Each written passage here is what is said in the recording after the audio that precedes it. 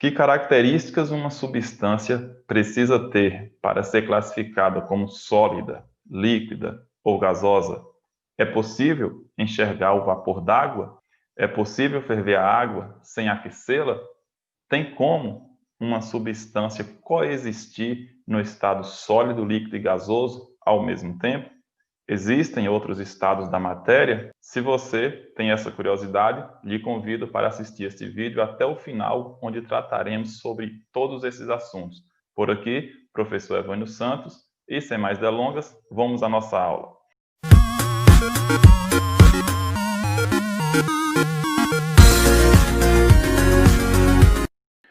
Os estados físicos da matéria. Trago a vocês a representação da água nos três estados: sólido, líquido e gasoso. Observe o comportamento das partículas da água nestas condições. No estado sólido, as partículas têm pouca liberdade de movimentação, são muito próximas. No estado líquido, essa movimentação aumenta mais um pouco. E no estado gasoso, elas são muito mais dispersas. Pessoal, o vapor d'água ou água na fase gasosa é invisível. Aquela espécie de fumacinha que a gente observa numa panela quando a água está fervendo, aquilo ali são gotículas de água dispersas no vapor. Ali é o momento da transição da fase líquida para a fase de vapor. Observe que um pouco mais além daquele nível que a gente observa aquela fumacinha, nós não vemos mais nada, porque quando a água entra de fato no estado de vapor, se torna invisível.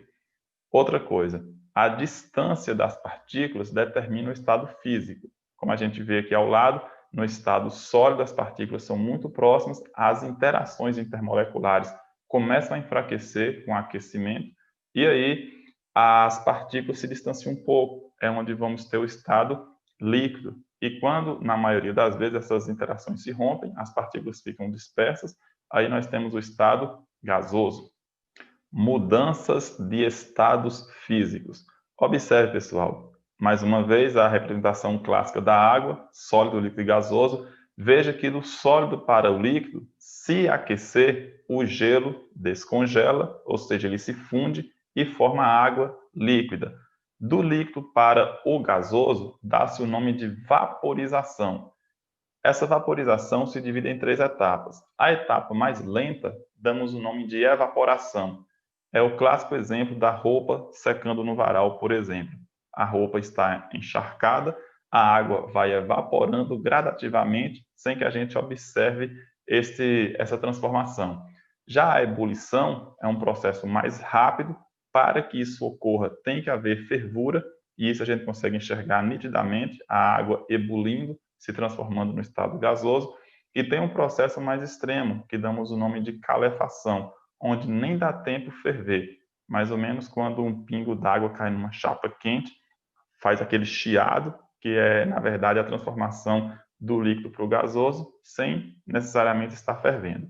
O processo inverso pode ser atingido, por exemplo, baixando a temperatura, onde o gás condensa ou liquefaz e transforma em líquido. Do mesmo modo, se o líquido continuar a resfriar, ele solidifica e aí vai para o estado sólido. Também nós temos uma mudança extrema, que é do sólido para o gasoso ou do gasoso para o sólido, o qual damos o nome de sublimação.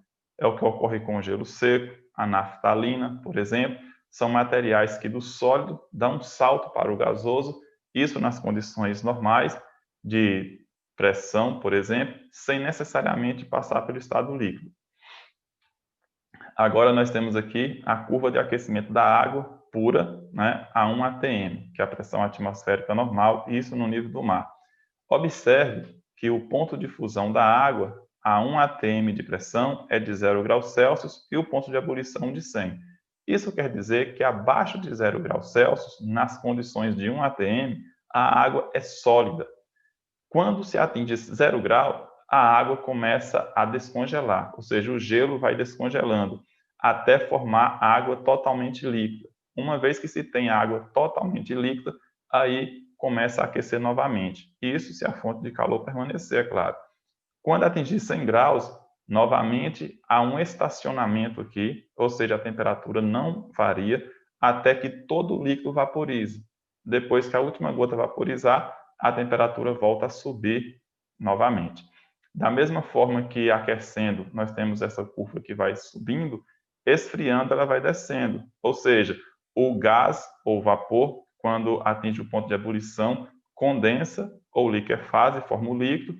Quando atinge o ponto de fusão, o líquido solidifica e assim forma somente o sólido. Também, para a mistura, tem um comportamento um pouquinho diferente, uma vez que a mistura é o resultado da junção de duas ou mais substâncias com propriedades distintas. Então, o patamar que existia na substância pura já não existe mais na mistura. Por exemplo, o ponto de fusão e de ebulição deixa de ser constante. Há casos de misturas onde o ponto de ebulição é constante, de fusão não, ou o ponto de fusão é constante, de ebulição não. São as misturas eutéricas e azeotrópicas, que não são produto dessa aula. Em outra ocasião, a gente pode tratar sobre isso. Valores de ponto de fusão e ponto de ebulição para algumas substâncias ao nível do mar. Observe a tabelinha, nós temos aqui várias substâncias com ponto de fusão e de ebulição de cada uma delas. Destaquei aqui o cloreto de sódio, o tradicional sal de cozinha. Veja que o material sólido, para fundir, ou seja, transformar em líquido, nós temos aí a temperatura de, no mínimo, 801 graus Celsius. Uma vez que esse material está fundido, ou seja, totalmente líquido, ele pode vaporizar ao atingir a temperatura de 1465 graus Celsius.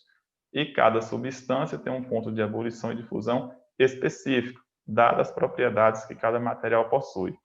Temos aqui um esquema bem prático. Veja que abaixo do ponto de fusão, para qualquer substância, nós temos o estado sólido. Entre o ponto de fusão e de ebulição, o estado predominante é o líquido. E acima do ponto de ebulição, temos aí o estado gasoso. Há quem pergunte o seguinte: só existem esses três estados? Veja, pessoal, uma vez que o material está no estado gasoso, se ele continuar aquecendo até o extremo, esse gás começa a ionizar, começa a perder elétrons. E aí pode-se atingir o chamado estado de plasma, que também não é produto dessa aula. Do mesmo modo, esfriando, até o material chegar próximo ao zero absoluto, temos, por exemplo, o estado condensado, que também não é produto dessa aula, mas em ocasião oportuna tratarei sobre isso. Nós temos aqui as diferenças estruturais entre os três estados. Veja, no estado sólido, as moléculas presas em um arranjo regular. No estado líquido, movimento caótico entre essas moléculas, já tem mais liberdade de movimentação. E no estado gasoso, essa liberdade é mais intensa. No estado sólido, há pequena distância de separação entre essas partículas, uma vez que as interações são muito fortes, as partículas ficam meio que presas umas às outras. No estado líquido, essa distância aumenta mais um pouco, porém ainda mantém a interação forte. Já no estado gasoso, na maioria das vezes, essa interação não existe mais, ou existe muito pouca, e a distância, o momento de separação, é muito mais intenso. No estado sólido, existe um pequeno espaço ocupado pela substância em si. No estado líquido, esse espaço é um pouco maior, devido às interações que se alongam mais um pouco, e no estado gasoso, o material no recipiente ocupa todo aquele espaço. As ligações intermoleculares são muito intensas no estado sólido. No estado líquido, elas enfraquecem um pouco mais, e no estado gasoso é o momento que essas interações são mais fracas possíveis. A energia potencial no estado sólido é altíssima, no estado líquido ainda é um pouco alta, e no estado gasoso é muito baixa, né? Dada a liberdade de movimentação das partículas, o que intensifica a energia cinética das partículas. No estado sólido, há um fator de compressibilidade bem pequeno. Para comprimir um material sólido é algo muito complicado. No estado líquido, esse fator de compressibilidade ainda é pequeno, e no estado gasoso, ele é muito mais facilitado. É muito mais fácil comprimir um gás do que qualquer outro material. O sólido não flui, o líquido gasoso sim. Pessoal, é possível ferver a água sem aquecê-la? Veja bem, o ponto de ebulição ou de fusão é proporcional à pressão atmosférica. Se a pressão atmosférica é muito baixa, o ponto de ebulição e de fusão também é baixo. Se a pressão atmosférica é alta, o ponto de ebulição e de fusão também vai ser elevado. Então, em condições especiais em que se pode baixar a pressão, a temperatura para ferver a água também seria menor, de tal forma que a água não precisaria aquecer para isso. Por exemplo, diagrama de fase da água. Pessoal, esse assunto eu vou detalhar mais quando a gente for estudar propriedades coligativas, mas vou explicar aqui um detalhe para vocês. Por esse gráfico, a gente observa aqui, que é só sobre a água, o estado sólido, mais uma vez, as partículas bem unidas, no estado líquido, as partículas um pouco mais dispersas, e no estado gasoso, aquele movimento caótico. Mas veja que nós temos aqui um pontinho que é chamado ponto triplo da água. Veja que interessante, a 0,01 graus Celsius e a pressão de 0,006 atm, a água pode coexistir nos 3 estados ao mesmo tempo, sólido, líquido e gasoso. Isso também serve para as demais substâncias, mas cada qual em sua pressão e temperatura específica. Pessoal, vamos ficando por aqui. Espero que tenham gostado da explicação. Não esqueça, na descrição do vídeo tem um exercício sobre esse assunto. Faça, insista. Na próxima aula, trago a correção para vocês. Se gostou do vídeo, deixa aquele joinha. Valeu, pessoal. Até a próxima aula. Tchau.